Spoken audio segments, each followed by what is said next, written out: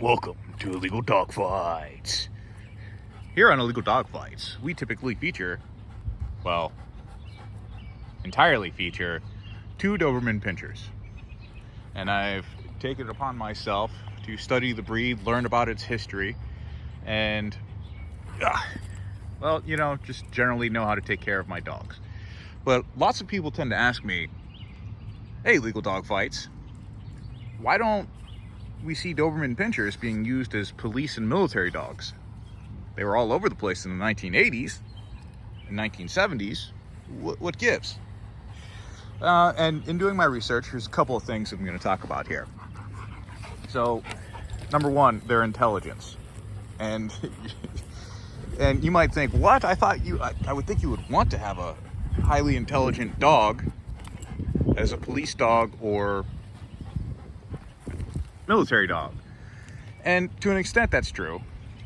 But the thing with Doberman pinschers is because they're so intelligent, if they are faced with a situation they've dealt with before, they learn from their mistakes and they approach it differently. They analyze it and then do something different than they did before. So that might, on the surface, sound good until you understand that with a police dog or military working dog, you want someone who's going to follow orders, not sit there and think. I hate to say it, but military working dogs and police dogs, though they're cute and cuddly, until they're biting you,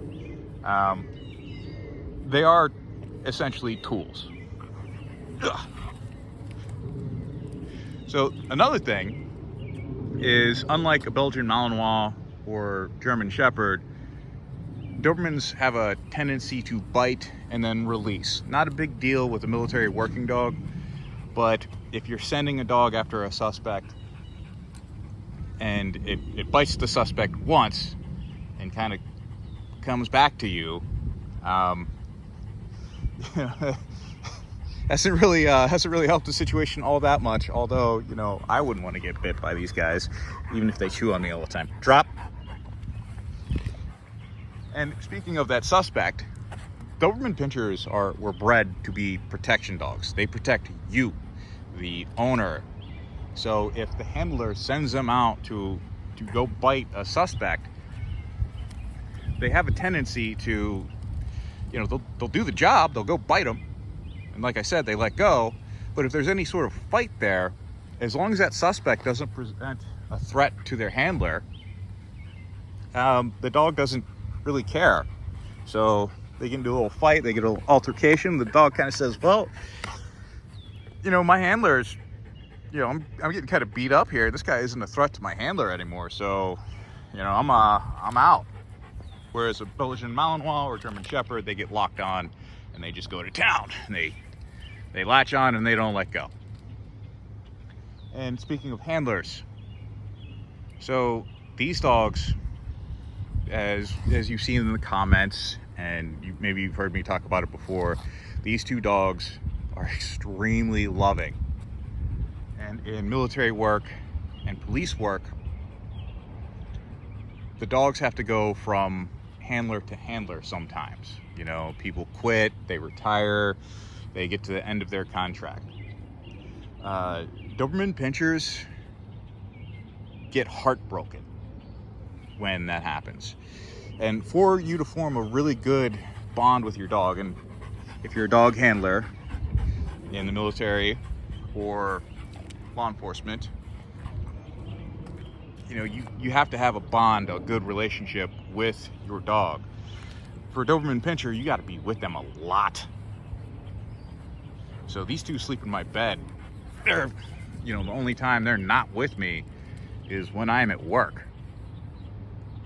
And I go through great pains to find places that are dog friendly to take them on vacation and other trips with. So, if we go on a hike or we do something as a family, well, the dogs are family, so they go with us. In the military, and especially the military and in police work, you don't necessarily get to do that.